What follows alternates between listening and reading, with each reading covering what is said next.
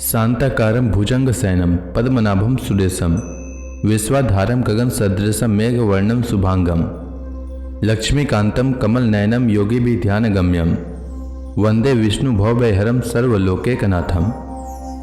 मंगलम भगवान विष्णु मंगलम गरुड़ध्वज मंगलम पुंडरीकाक्ष मंगलाय तनोहरि।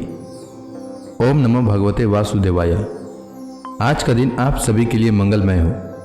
आज माघ महीने का 29वां दिन है। आइए सुनते हैं माघ मास कथा का 29वां अध्याय।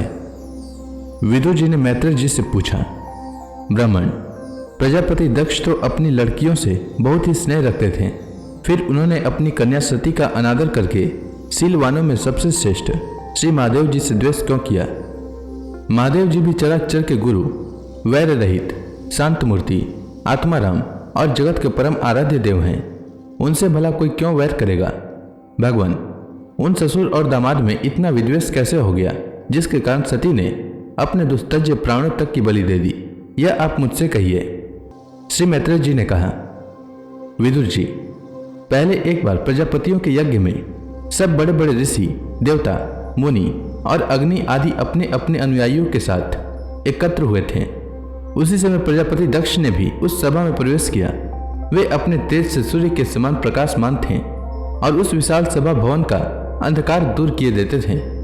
उन्हें आया देख ब्रह्मा जी और महादेव जी के अतिरिक्त अग्नि पर्यंत सभी सभासद उनके तेज से प्रभावित होकर अपने अपने आसनों से उठकर खड़े हो गए।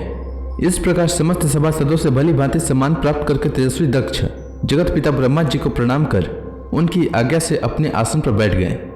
परंतु महादेव जी को पहले से ही बैठा देख तथा उनसे अभ्युत्थान आदि के रूप में कुछ भी आदर न पाकर दक्ष उनका यह व्यवहार सहन न कर सके।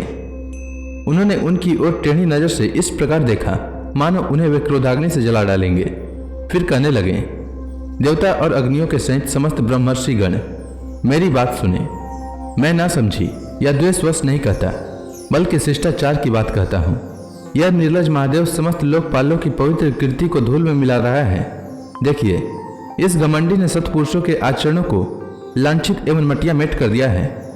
बंदर के से नेत्र वाले इसने सत्पुरुषों के समान मेरी सावित्री सदीखी मृग नैनी पवित्र कन्या का अग्नि और ब्राह्मणों के सामने पानी ग्रहण किया था।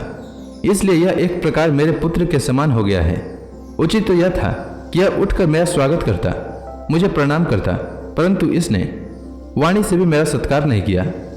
हाय, जिस प्रकार शूद्र को कोई वेद पढ़ा दे, उसी प्रकार मैंने इच्छा न होते हुए भी भावीवश इसको अपनी सुकुमारी कन्या दे दी। इसने सत्कर्म का लोप कर दिया। यह सदा अपवित्र रहता है, बड़ा घमंडी है और धर्म की मर्यादा को तोड़ रहा है। यह प्रेतों के निवास स्थान भयंकर शमशानों में भूत प्रेतों को साथ लिए घूमता रहता है।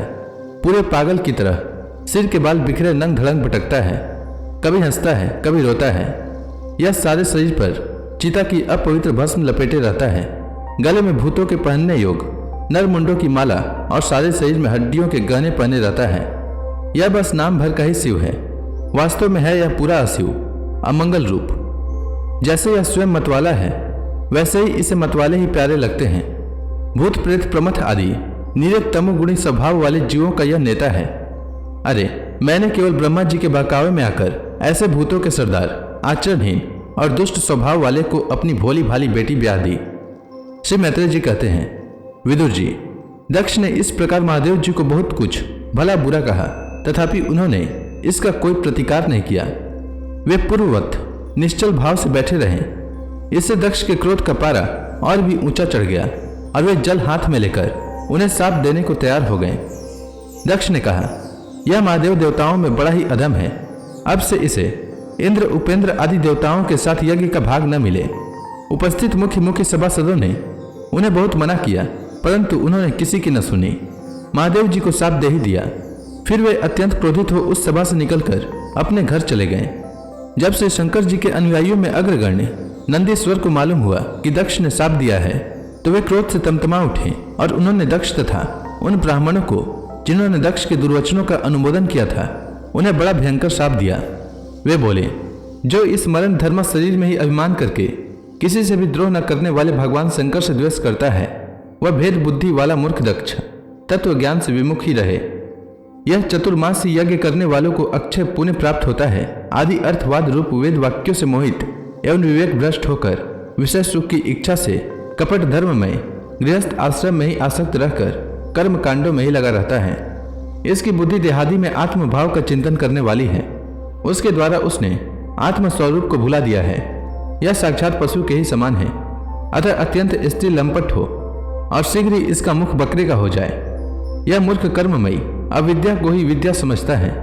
इसलिए यह और जो लोग भगवान शंकर का अपमान करने वाले इस दुष्ट के पीछे पीछे चलने वाले हैं, वे सभी जन्म मरण रूप संसार चक्र में पड़े रहें। वेदवाणी रूप लता फल श्रुति रूप पुष्पों से सुशोभित है। उसके कर्म फल रूप मनमोहक गंध से इसके चित्त शुद्ध हो रहे हैं। इससे इस शंकर द्रोही कर्मों के जाल में ही फंसे रहे। ये ब्राह्मण लोग भक्ष्या भक्ष के विचार को छोड़कर केवल पेट पालने के लिए ही विद्या, तप और व्रत आदि का आश्रय ले तथा धन, शरीर और इंद्रियों के सुख को ही सुख मानकर उन्हीं के गुलाम बनकर दुनिया में भीख मांगते भटका करे। नंदीश्वर के मुख से इस प्रकार ब्राह्मण कुल के लिए शाप सुनकर उसके बदले में भृगु जी ने यह दुस्तर शाप रूप ब्रह्मदंड दिया। जो लोग शिव भक्त हैं तथा जो उन भक्तों के अनुयायी हैं, वे सत शास्त्रों के विरुद्ध आचरण करने वाले और पाखंडी हों। जो लोग शौचाचार विहीन, मंदबुद्धि तथा जटा, राख और हड्डियों को धारण करने वाले हैं, वे इस शैव संप्रदाय में दीक्षित हों, जिसमें सुरा और आसो ही देवताओं के समान आदरणीय हैं। अरे तुम लोग जो धर्म मर्यादा के संस्थापक एवं वर्णाश्रमियों के रक्षक वेद और ब्राह्मणों की निंदा करते हो, इससे मालूम होता है कि तुमने पाखंड का आश्रय ले रखा है। यह वेद मार्ग ही लोगों के लिए कल्याणकारी और सनातन मार्ग है। पूर्व पुरुष इसी पर चलते आए हैं और इसके मूल साक्षात श्री विष्णु भगवान हैं। तुम लोग सत्पुरुषों के परम पवित्र और सनातन मार्ग स्वरूप वेद की निंदा करते हो। इसलिए उस पाखंड मार्ग में जाओ जिसमें भूतों के सरदार तुम्हारे इष्ट देव निवास करते हैं। श्री मैत्रेय जी कहते हैं, विदुर जी, भृगु ऋषि के इस प्रकार शाप सुनकर भगवान शंकर कुछ खिन्न से हो वहां से अपने अनुयायियों सहित चल दिए। वहां प्रजापति लोग जो यज्ञ कर रहे थे, उसमें पुरुषोत्तम श्री हरि ही उपास्य देव थे और वह यज्ञ 1000 वर्ष में समाप्त होने वाला था। उसे समाप्त कर उन प्रजापतियों ने श्री गंगा यमुना के संगम में यज्ञांत स्नान किया और फिर प्रसन्न मन से वे अपने अपने स्थान को चले गए। तो इसी के साथ यह अध्याय समाप्त हुआ। इसके आगे की कथा मैं कल के अध्याय में सुनाऊंगा। तब तक के लिए भगवान हरि का नाम लेते रहें। तो प्रेम से बोली भगवान विष्णु की जय, श्री कृष्ण भगवान की जय, लक्ष्मी माता की जय, तुलसी माता की जय, समस्त देवी देवताओं की जय।